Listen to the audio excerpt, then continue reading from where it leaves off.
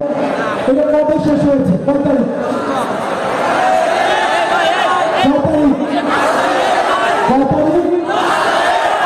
তারিখ। 5ই আগস্ট এটা কি শেষ হয়েছে? এটা কি শেষ হয়েছে? তাহলে আপনারা বললেন 5 তারিখ। তার মানে আপনি দেখেন আপনার আমার মনস্তত্বের মধ্যে ঢুকিয়ে দেওয়া হয়েছে 5ই আগস্ট হতে আমাদের সংগ্রাম শেষ, কিন্তু 5ই আগস্ট থেকে আমাদের নতুন একটি সংগ্রাম শুরু হয়েছে। আপনাদের সবার মাথায় রাখতে হবে একটা সিস্টেমে শুধুমাত্র যদি মনিব, আমরা এই মনিবকে গণভবন থেকে উদ্ধার করে আমরা সীমান্তের ওপরে পাঠিয়ে দিয়েছি, কিন্তু মনিবের যারা দূষণ ছিল, মনিবের যারা দাস ছিল, তারা হয়তো আপনার আমার আশেপাশে ঘোরাফেরা করছে। তাদের ব্যাপারে আমাদের সচেতন থাকতে হবে। আজকে অনুষ্ঠানে আসার পরে এই মনিবের দাস সূচক, এই মনুষ্যত্বে বিশ্বাসী অনেক মানুষকে আমরা দেখেছি।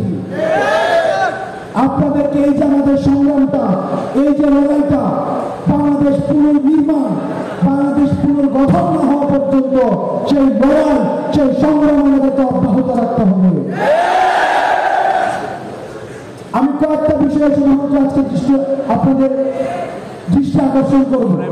এক নম্বর বিষয়, আমাদের ফাইন্যান্সিয়াল যে সিচুয়েশন বর্তমানে বাংলাদেশের পরিস্থিতি রয়েছে, বিগত 16 বছরে 11 লক্ষ কোটি টাকা আপনাদের বিদেশে পাচার করা হয়েছে। 11 লক্ষ কোটি টাকা।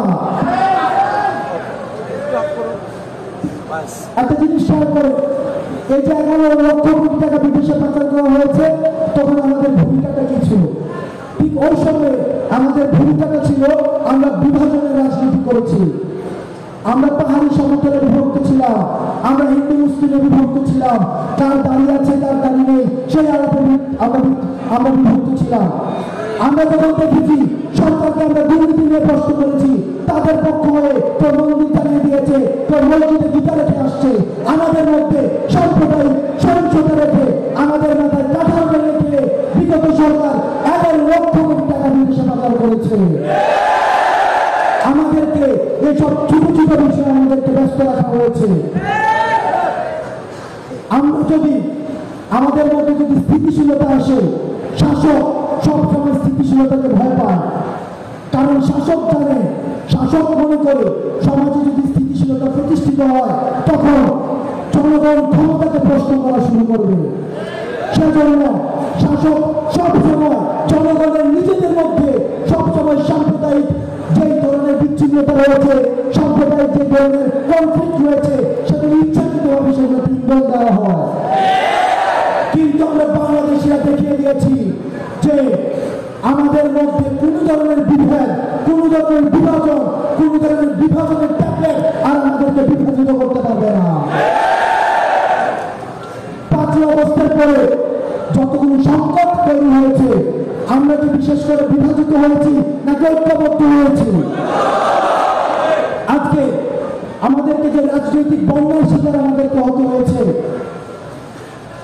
আপনারা দেখেছেন রাজনৈতিক বন্যার সময় আমাদের হিন্দু, মুসলিম, বৌদ্ধ, খ্রিস্টান, পাহাড়ি সমতলের মানুষ, সকল মানুষ তার নিজ নিজ জায়গা থেকে আমরা কিভাবে এই সংকট উত্তরণ করার জন্য আমরা রাস্তায় নেমে এসেছি।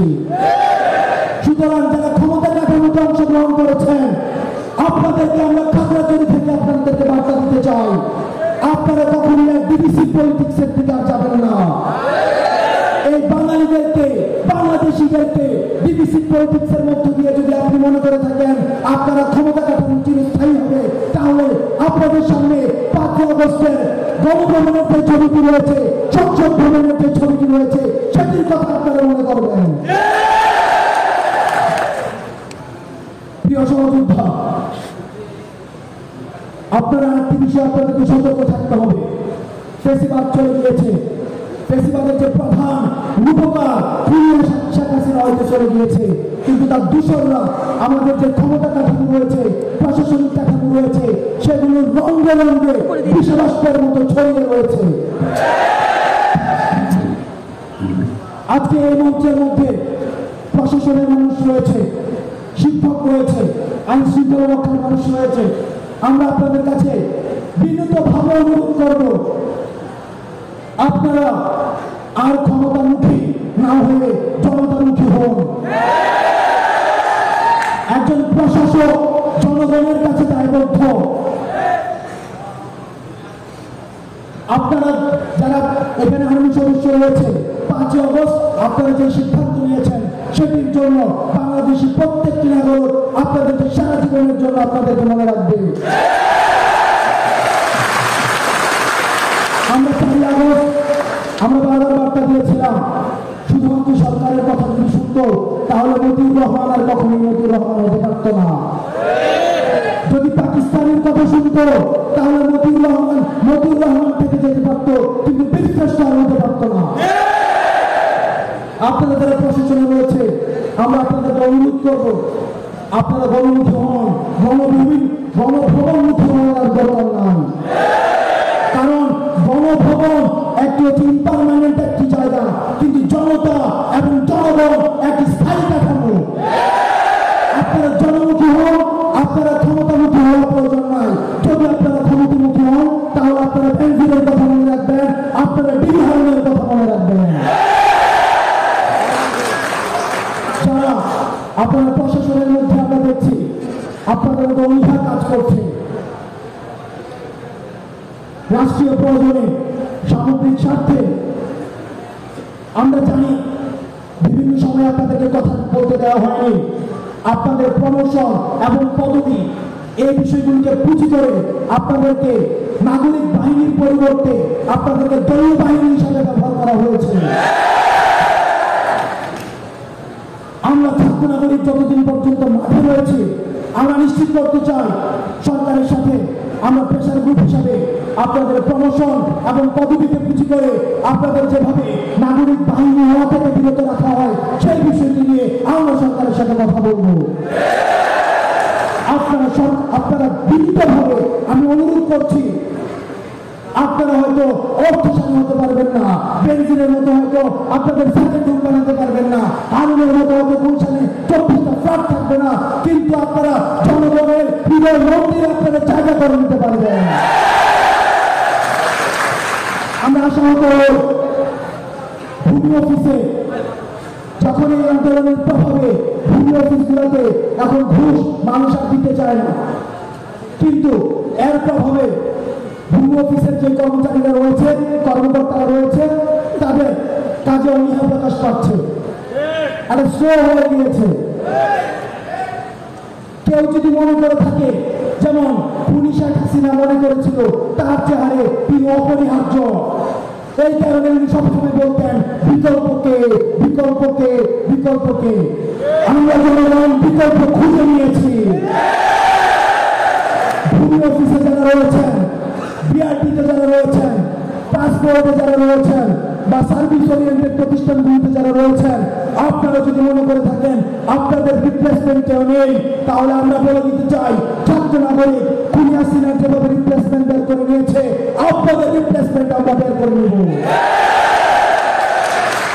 আপনারা জেনে বুঝে চাকরিতে এসেছেন, আপনাদের অ্যাপয়েন্টমেন্ট লেটার যখন আপনারা সিগনেচার করেছেন তখন কিন্তু জানতেন আপনাদের কয় টাকা বেতন ভাতা দিবে, আপনাদের সুযোগ কি সেটা আপনারা জেনে এখানে আসছেন। এখন যদি এই সুযোগ বাড়তি সুযোগের আশা করেন আর সেটা যদি জনগণ আপনাদের না দেয় আর আপনারা যদি গুসা করে বসে থাকেন, তাহলে বলবো আপনারা চাকরি ছেড়ে দিয়ে আপনারা কৃষিকাজ করেন, ব্যবসা করেন, আপনাদের চাকরি করার কোনো প্রয়োজন নেই। আপনাদের যদি মনে হয় আপনারা জনগণকে সেবা দিতে পারবেন না, আপনাদের আরো বেশি প্রয়োজন, তাহলে সেক্ষেত্রে আপনারা বিকল্প খুঁজে নেন, আমরা আপনাদের বিকল্প খুঁজে নেব। প্রিয় সহযোদ্ধা, সরকার আমাদের এই দেশটাকে আমাদের সামনে যেভাবে এতদিন দেখাচ্ছিল আর দেশটা আসলে যা, দুটার মধ্যে বিস্তর ব্যবধান। আমাদের এতদিন পর্যন্ত দেখাচ্ছিল দেশটা হচ্ছে সেফ এন্ড সাউন্ড একটা জায়গা, চারিদিকে উন্নয়ন এবং উন্নয়ন এবং উন্নয়ন। কোনো প্রবলেম নেই, কোনো কিচ্ছু নেই, সবাই সুখী শান্তিতে সমৃদ্ধভাবে বসবাস করছে। কিন্তু আমরা যখন দেখেছি এই সরকার চলে গিয়েছে, এই দেশের অবস্থাটা ভঙ্গুর নাজুক অবস্থা।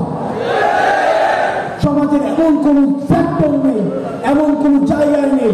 আমি এখন যখন ঢাকা ছুটিতে কথা বলছি, ঠিক সেই সময়টি আমাদের ঢাকায় ৭ রাস্তায় আন্দোলন চলছে। প্রত্যেকটি জায়গায় প্রত্যেকটা সেক্টরে প্রতিদিন আন্দোলন হয়, কারণ এতদিন পর্যন্ত তাদেরকে কথা বলতে দেওয়া হয়নি।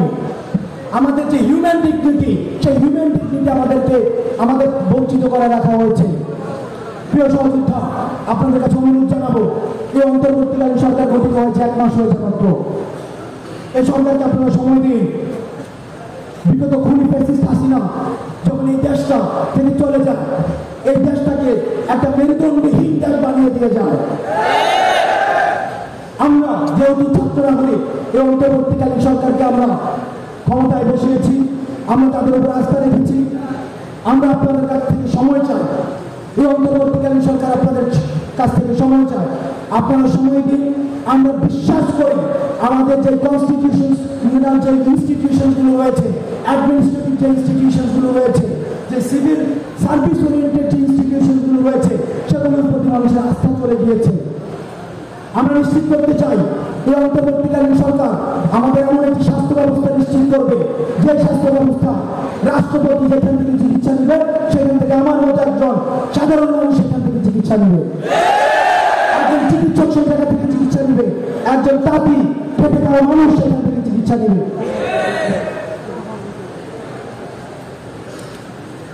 আমরা এমন একটি শিক্ষা ব্যবস্থা চাই। আপনারা দেখেন, লজ্জাজনক একটি বিষয়, আমাদের যারা সরকারি চাকরিজীবী ছিল আগে, যারা বড় বড় অফিসার ছিল, যারা মন্ত্রী ছিল, যারা মিনিস্টার ছিল, তাদের ছেলেদের কোথায় পড়াশোনা করতো আপনারা জানেন?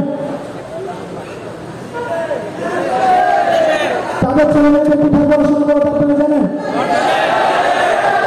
চিন্তা করে আমাদেরকে কি পরিমাণ ব্যাকুল হয়েছিল। তারা যে সার্ভিসটা আমাদেরকে দিত, কিন্তু এই সার্ভিসটা নিজেরাই গ্রহণ করতো না। তারা এমন একটি সার্ভিস আমাদেরকে দিত, যে সার্ভিসের প্রতি তাদের নিজেদের বিশ্বাস ছিল না। আমাদের দেশের যারা স্বাস্থ্য খাতের সাথে জড়িত ছিল, তারা চিকিৎসা নিতে কোথায় যেত? তারা ইন্ডিয়াতে যেত, সিঙ্গাপুর যেত। আমাদের একজন রাষ্ট্রপতি ছিলেন, উনি কি নির্লজ্জতার পরিচয় দিয়েছিল তৃতীয় প্রজন্মের পরিবার সহ সিঙ্গাপুরে যেতে চেক আপ করার জন্য। আমাদের বোকা জনগণকে, ব্যাপক জনগণকে কি পরিমাণ ব্যাপক জনগণ পেয়েছিল আমাদের জন্য, এমন একটি সার্ভিস প্রতিষ্ঠা করেছিল, এমন একটি স্বাস্থ্য ব্যবস্থা প্রতিষ্ঠা করেছিল, যে স্বাস্থ্য ব্যবস্থা তারা নিজেরাই সেবা নিত না। আমরা এই অন্তর্বর্তীকালীন সরকারের কাছে আহ্বান জানাবো, আমরা এমন একটি শিক্ষা ব্যবস্থা চাই, আমরা এমন একটি স্বাস্থ্য ব্যবস্থা চাই, যে শিক্ষা ব্যবস্থা এবং স্বাস্থ্য ব্যবস্থায় প্রাইমারি কনজিউমার হবে যারা এই শিক্ষা এবং স্বাস্থ্যের সাথে জড়িত। যারা সরকারি চাকরি করে, তাদের প্রত্যেকের সন্তানকে সেই শিক্ষা প্রতিষ্ঠানগুলিতে তাদেরকে শিক্ষা নিতে হবে, তাদেরকে সরকারি প্রতিষ্ঠানে তাদেরকে শিক্ষা নিতে হবে। যারা আমাদের ডাক্তার রয়েছে, যারা আমাদের স্বাস্থ্য খাতের সাথে জড়িত, তাদেরকে আইন করে বিদেশে গিয়ে চিকিৎসা করা নিষিদ্ধ করতে হবে। না হয় আমার আপনার টাকা দিয়ে, ট্যাক্সের টাকা দিয়ে তারা বিদেশে গিয়ে চিকিৎসা করবে, তারা শিক্ষা সফরে যাবে বিদেশে গিয়ে। প্রিয় সহযোদ্ধা, আপনাদেরকে যখন প্রশ্ন করলাম আমাদের আন্দোলন শেষ হয়েছে 9 তারিখ, সবাই সমস্যা বলে উঠলেন 5 তারিখ। আমাদের মনস্তত্ত্বের মধ্যে দেখে দিতে হবে আমাদের এই সংগ্রাম শেষ হয়ে যায়নি। যতদিন না পর্যন্ত আমাদের একটি ন্যায্যতার ভিত্তিতে বিচার ব্যবস্থা প্রতিষ্ঠিত হচ্ছে, যতদিন না পর্যন্ত আমাদের নির্বাচন কমিশন এই নিশ্চয়তা দিতে পারে যে আর মিডনাইট ইলেকশন হবে না, ডামি ইলেকশন হবে না, যতদিন পর্যন্ত না আপনারা এখানে যারা যারা রয়েছেন, কারা কারা গত 3 ইলেকশন আপনারা ভোট দিতে পেরেছেন?